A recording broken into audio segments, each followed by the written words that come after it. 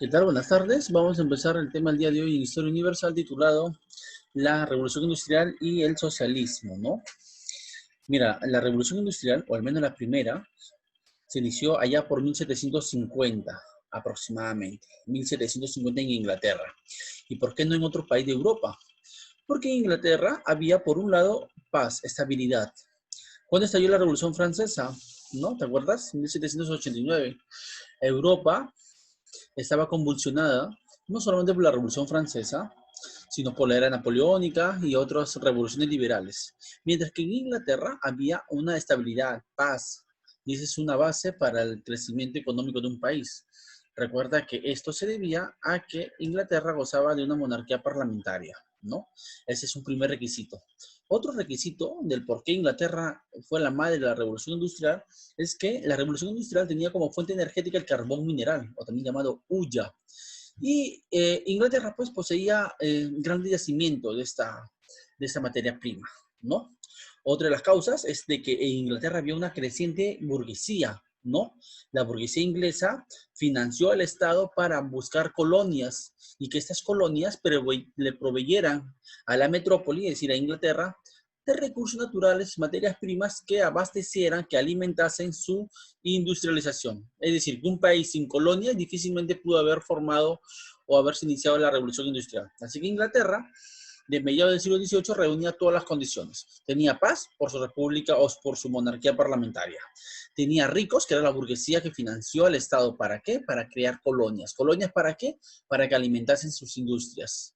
Y además de que de nada hubiera valido todo eso si Inglaterra no poseía el carbón mineral. Todo eso llevó a que Inglaterra, justamente con James Watt, se inicie la revolución industrial, ¿no? Recuerda que James Watt inventó la máquina a vapor, o al menos la mejoró, porque había un precedente, pero James Watt la mejoró. Y luego de James Watt, otros científicos van a adaptar este invento para crear el barco a vapor, la locomotora, el ferrocarril, la máquina de hilar, que usaban el mismo principio de la máquina a vapor, ¿correcto? La máquina de vapor trajo grandes transformaciones, sobre todo en el plano económico, en el plano de la producción. Antes se trabajaba en talleres y lo hacían artesanos, ¿no? Y la producción era lenta y el resultado era una producción muy cara. Con la revolución industrial se hace una producción mecánica, lo hacen los obreros en fábricas y la producción es mucho más rápida y por lo tanto más barata, ¿no? Pero más allá de trastocar esta economía, el lado oscuro de la revolución industrial fue el surgimiento de la explotación laboral, ¿no?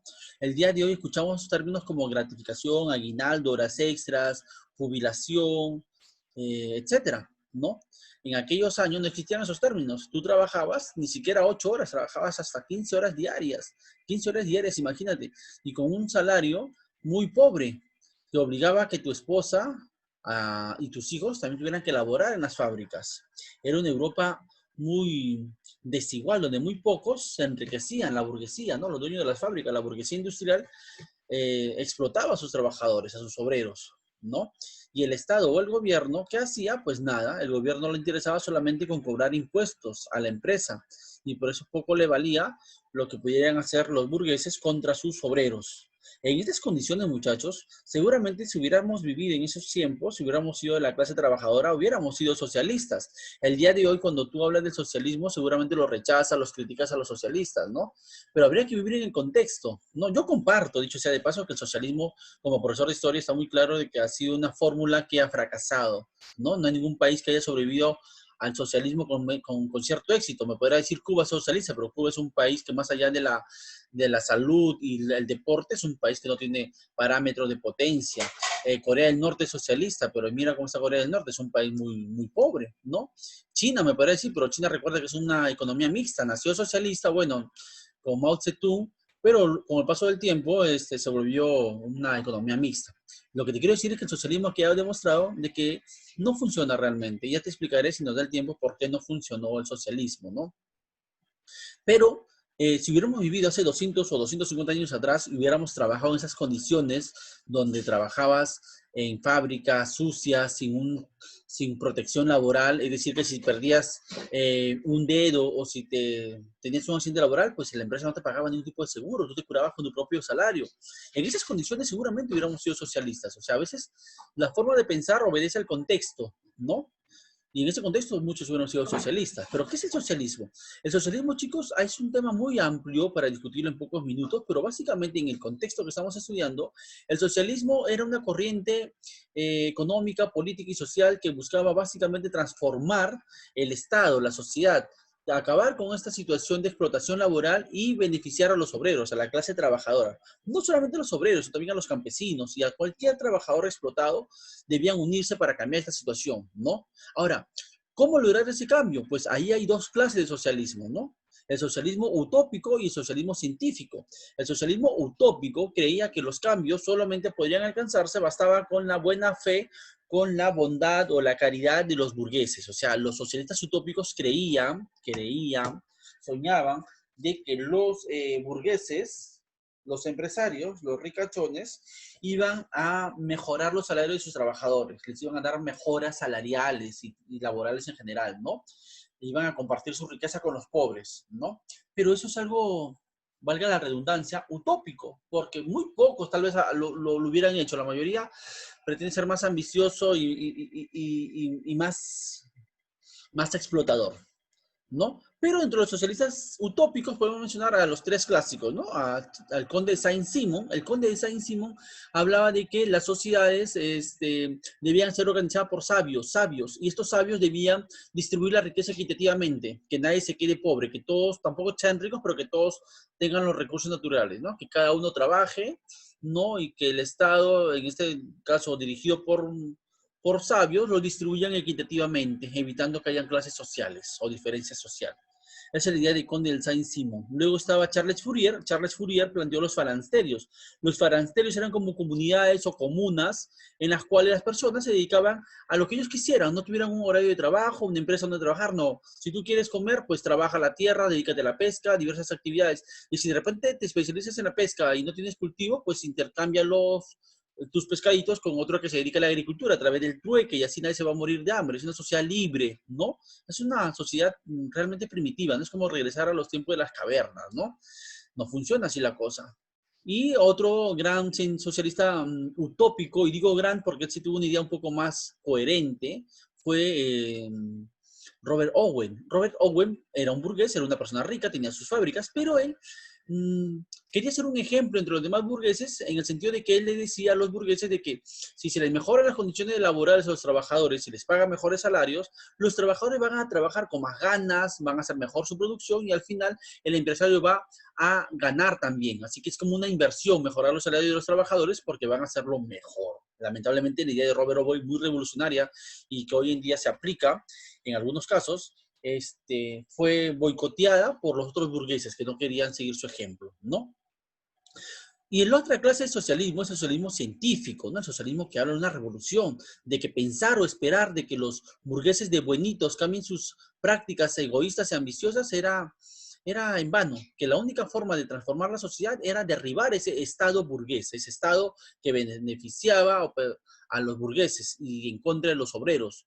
Por lo tanto, Carlos Marx, el principal representante del socialismo científico junto a Federico Engels, planteó que los obreros y los campesinos, la hoz y el martillo, recuerda, los campesinos usan la hoz y los obreros el martillo, unidos, debían luchar, derribar de manera violenta al Estado burgués. Y la pregunta es, y una vez que hicieron eso, ¿qué pueden hacer? ¿Qué van a hacer? ¿Cuál es el siguiente paso? El siguiente paso era que ellos establezcan un sistema de gobierno en la cual este sistema de gobierno monopolice toda la propiedad, de que todas las fábricas, las tierras, el mar, todos los recursos naturales, todas las máquinas, llámese los medios de producción, los administra el Estado. Es decir, que no haya propiedad privada, no hayan empresas privadas, no haya para nada de eso.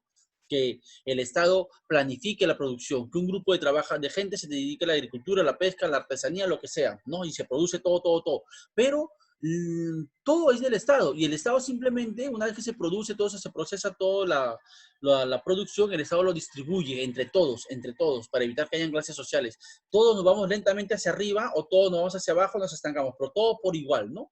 El socialismo científico plantea a veces un Estado socialista, donde no hay libertad, no hay propiedad privada, no hay inversión, todo lo monopoliza el Estado, ¿no? Eso básicamente es el tema del día de hoy, pero reflexionando brevemente, el socialismo fracasó porque simplemente el socialismo limita una de las bondades que tiene el ser humano, que es la ambición, que es la creatividad. En un sistema capitalista, ya te he dicho alguna vez un ejemplo, creo en tercero o secundaria, para que lo entiendan mucho mejor. En el modelo capitalista tú tienes una vaca y tú la ordeñas y con esa leche tú podrías alimentarte y vivir relativamente tranquilo. Pero si tú eres un capitalista, para empezar, esa es tu vaca, ¿no? Es tu propiedad. Y tú tienes la libertad para crear una empresa, ¿no? Y entonces ordeñas la vaca, tomas un poquito de la leche y el resto la comercializas.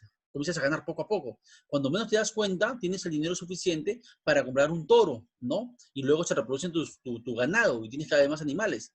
En lugar de gastarte esa plata, ¿no? La sigues invirtiendo, de repente ya no solamente vendes leche, sino mantequilla, queso, compras máquinas, produces el cuero, ¿no? Haces zapatos, por ejemplo. Entonces comienzas a diversificar tu producción al punto que comienzas a enriquecerte. Y luego vas a tener que contratar a personas para que trabajen para ti. A unos ordeñen la vaca, a otros trabajen en la producción de mantequilla, de yogur, de no sé, de varios productos, ¿no? Y a la larga esa persona se hizo un millonario y le dio trabajo a los demás y también tiene esa oportunidad. De repente van ahorrando y ellos pueden crear su propio negocio. Ese es el sistema capitalista, ¿no? En cambio, el modelo socialista de arranque dice, esa vaca no es de ese señor, la vaca es de todos, del Estado, no hay propiedad privada, ¿no? En el modelo socialista.